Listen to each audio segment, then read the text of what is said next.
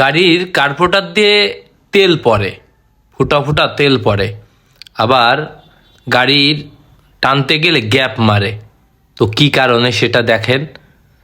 ঠিক আছে বন্ধুরা, এই কার্বোরেটরের ভিতর যদি এই ধরনের পানি যায় তাহলে তো গাড়ি গ্যাপ মারবেই, আবার গাড়িটা ওভারফ্লো করবেই।